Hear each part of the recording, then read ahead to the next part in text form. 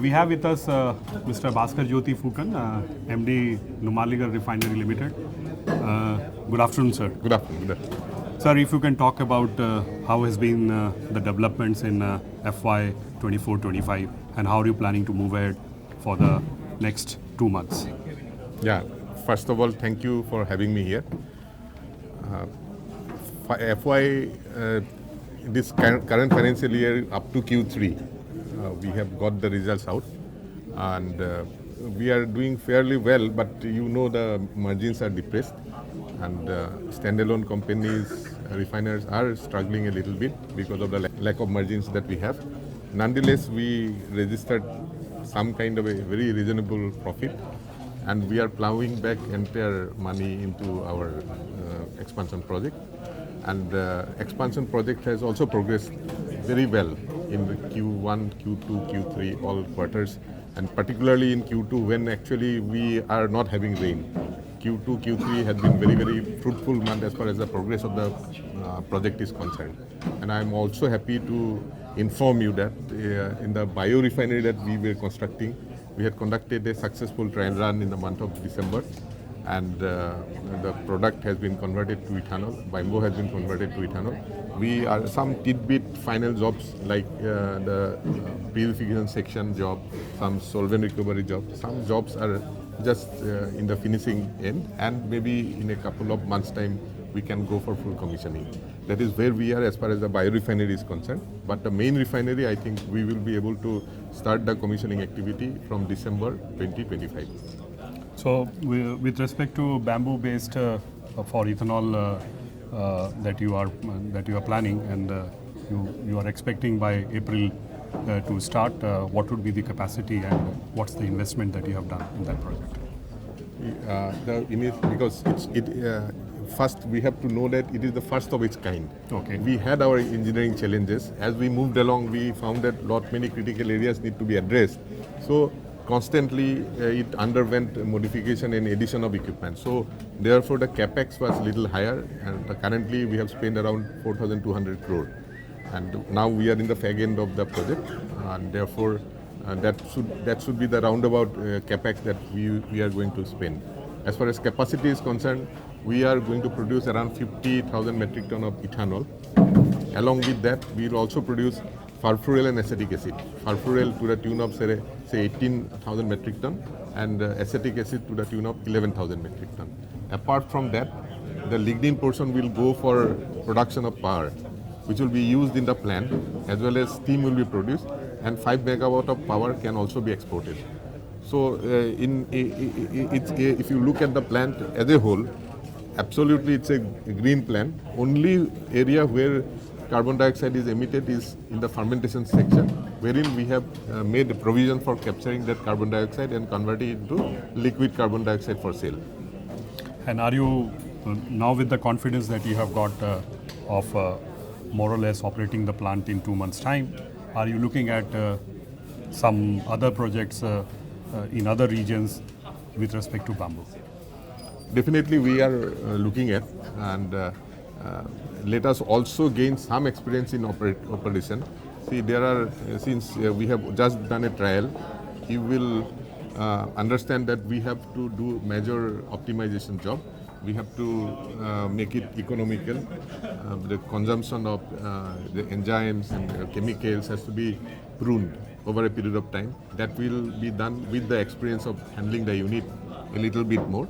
But definitely we will go to other geography for such plan, replicating such plans. And what are you showcasing at India Energy Week 2025? You visit our stall, we have many things to demonstrate. And our digital initiative to start with. We have also collaborated with RGIPT. You can see some model by which we are trying to give an alternate way of generating a small quantity of hydrogen from our sour water. So that will be an interesting thing to see. And we have also demonstrated how we are doing the aggregation of bamboo for the bioethanol plant. So these are some of the key areas that we are trying to demonstrate. Okay. And about the refinery part, you said that it will start from the next financial year. By say 25 December, some of the plants will be in operation mode. Others, because it has to be done in phases, because the CDU-BDU has to be commissioned, DSDT has to be commissioned. Gradually, other plants will also get commissioned. So that is our plan, and I am very, very hopeful and optimistic that we will be able to meet this timeline. Once the plant is commercial, what would be the final output that the refinery will, the complete cumulative refinery capacity? See, from crude processing point of view, we are a 3 million ton refinery currently. We will become 9 million ton. Say for example, diesel we produce around 2 MMTPA. Diesel production will go up to 5.5. Gasoline production, which is currently about 0.6 MMTPA, will go to 1.2 mm. That kind of increase will be there. We will also have flexibility of producing ATF by some small addition of a Maroc unit. So that we are seriously looking at, just to take care in case the diesel demand falter, then we can have a way out to produce more ATF. We are also going to have LPG in a very major way, because you know that Northeast is pretty much deficit of LPG. LPG is being hugely imported there. We will have at least 500 KTPA, 0.5 million ton of LPG. And we will also have propylene coming from the PFCC unit, which we are trying to convert it to polypropylene by having a polypropylene unit. Of course, that is a separate project which has already been approved. EC has already been obtained, so we will go into the ground very soon. And on the green hydrogen part, sir, how are things moving? You may be aware that we have already awarded a 70 megawatt electrolyzer, alkaline electrolyzer, to produce 2.5 KTPA of green hydrogen. So that work is under progress. And as far as major other project on BOO basis, we are also in the market. We want to have a partner who will be producing around 10 KTPA of green hydrogen on consistent basis. So that tender is in market. Some discussions are going on, and since it is for the first time all refineries are doing, not only us, many more other refineries are also doing. There are some common issues. We are trying to thrash that out. Probably we will be able to award this contract by close of this year only. So when do you think the hydrogen project will be commercial? Both the projects that you talked about. The smaller project, 70 megawatt, should go to stream this calendar year only. But as far as the other plant is concerned, because it's a large plant, you will understand some utilities has to be also brought in. At least you have to give them another 2 years time or 1.5 years time to build. One last question, sir. Presently, we are not seeing large-scale hydrogen projects in the country.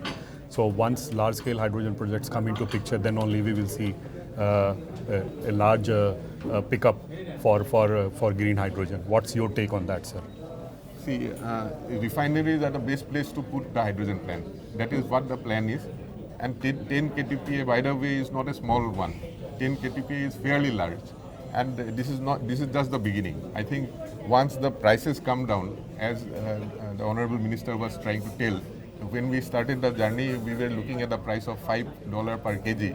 And it was also already mentioned that it has already come down to $3.5 kind of a thing. So if that trend continues, we will go more aggressively, and 10 KTPA can be double to 20 KTPA kind of a thing. See, to put the thing in context, when we have the new refinery coming, we will require around 134 KTPA of hydrogen. Roughly, a new refinery will consume around 1.5% hydrogen. Okay. So you have a lot of scope only in the refinery, but again, you have to be very conscious about the cost that you are incurring. So since the delta is very high, it is $1 versus 3.5, still very high. So there will be some moderate pathway which we need to adopt. Initial 10 KTPA is okay, but if we see the prices coming down, immediately we'll go for another capacity addition. Like that, we want to progress.